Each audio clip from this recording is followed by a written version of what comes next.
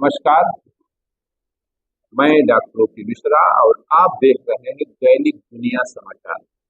दैनिक दुनिया समाचार के विशेष कार्यक्रम मैं चर्चा करूंगा आज पूर्व उपराष्ट्रपति जगदीप धनखड़ जी, जिन्होंने अभी 2 दिन पहले अचानक स्वास्थ्य कारणों से इस्तीफा दे दिया। इतिहास की ये पहली घटना है, क्योंकि उपराष्ट्रपति हुए, राष्ट्रपति हुए, प्रधानमंत्री जी हुए, ये सब ऐसे पद हैं जिनके पल पल के स्वास्थ्य की चिंता की जाती है, जानकारी दी जाती है। कोई भी कहीं भी जब जाते हैं तो उससे पहले उनकी पूरी जांच पड़ताल, क्योंकि वो राष्ट्रीय संपत्ति है, एक शब्दों में अगर आप कह सकते हैं। और सुबह अच्छे भले उन्होंने राज्यसभा में संचालन किया, लाजवाब ढंग से संचालन किया। भारतीय जनता पार्टी या सत्ता प्रतिष्ठान को आप कह सकते हैं कि विपक्ष को उन्होंने भरपूर मौका दिया। ऑपरेशन सिंदूर पर, जहां लोकसभा में जो लोअर हाउस है, बिरला जी ने विपक्ष को नहीं बोलने का मौका दिया, ऐसा राहुल गांधी जी का आरोप है, जो नेता प्रतिपक्ष।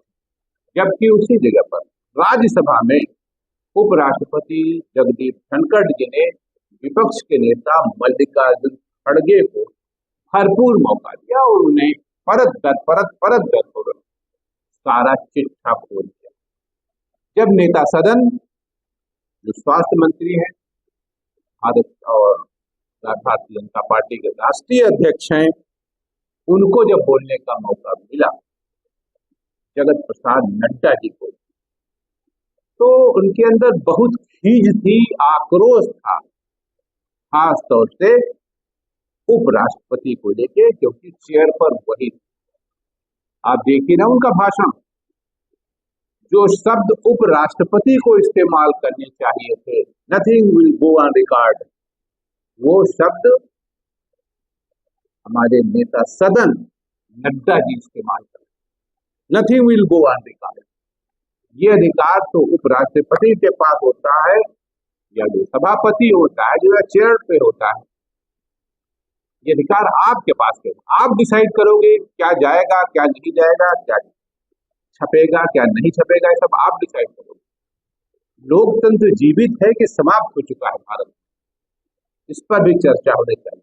मेरी इस बात से भक्तगणों को बहुत पीड़ा होगी, लेकिन जरा समझिए तो, जिस सदन में, जो उच्च सदन है, राज्यसभा उच्च सदन है, लोकसभा निचला सदन, जब उच्च सदन में आप इस तरह की भाषा का इस्तेमाल करोगे, इसलिए कि जो चेयर है उसने आपकी बात को तवज्जो नहीं। दूसरा जो कारण है, तो जस्टिस यशवंत सिन्हा के विरुद्ध जो अपीचमेंट आ रहा था, उसको उन्होंने स्वीकार कर लिया। ये कारण रहे है क्या कि हम सब जानते हैं भली भांति, भक्तगण स्वीकार करे या न स्वीकार करे, वन मैन आर्मी है, सारा खेल तय करते हैं हमारे भारत के यशस्वी गृह मंत्री अमित शाह जी, इंप्लीमेंट कर देते हैं प्रधानमंत्री।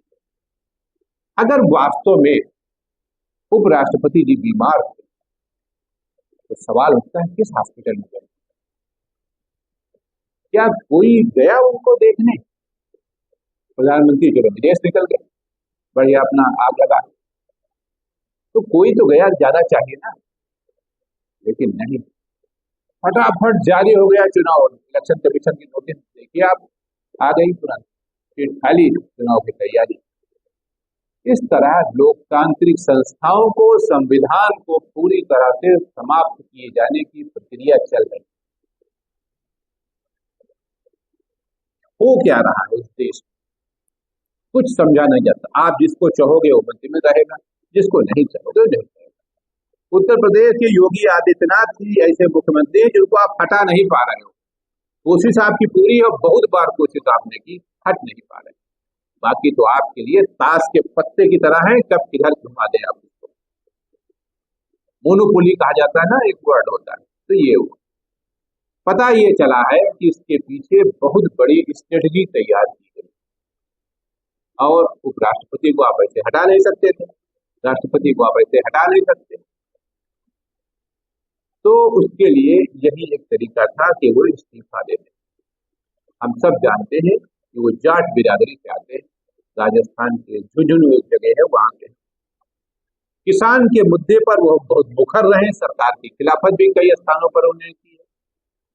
और सुप्रीम कोर्ट के जज को लेकर भी उन्होंने संसद को बड़ा बताया, सुप्रीम कोर्ट को छोटा बताया। शायद सरकार या सत्ता प्रतिष्ठान सीधे सीधे सुप्रीम कोर्ट से पंगा नहीं लेना चाहते। अब आगे क्या होगा, मेरे पास इस बात के पूरे सबूत नहीं है, लेकिन अपुष्ट समाचार ये कहते हैं कि अभी बहुत बड़ा परिवर्तन होगा। ये उसका एक शुरुआत है, बहुत बड़ा परिवर्तन होने वाला।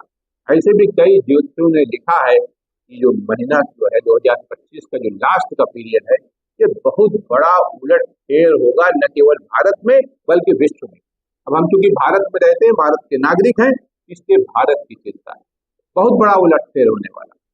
खबर तो यहाँ तक आ रही है, भारत के यशस्वी प्रधानमंत्री आदरणीय नरेंद्र मोदी जी भारत के राष्ट्रपति तक बन सकते हैं।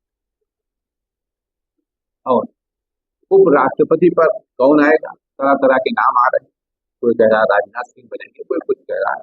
अब ये तो भारतीय जनता पार्टी की अपनी स्ट्रेटजी है और संघ का अपना तरीका है कि वो किसको क्या बनाती है। तो तीसरा नाम जो उभर रहा है, और सबसे बड़े जो नाम उभर रहे हैं उसमें तमाम चीजों के बावजूद जो सबसे बड़ा पीएम इन वेटिंग में है ना, भारत के गृह मंत्री अमित शाह जी, वो प्रधानमंत्री की दौड़ में कहीं नजर नहीं आते। ये बात डंके की चोट पर मैं कह सकता हूँ। कोई दूसरा आदमी प्रधानमंत्री बन सकता है, लेकिन मुझे नहीं लगता है कि अमित शाह जी भारत के प्रधानमंत्री बन सकते हैं। इतना ही।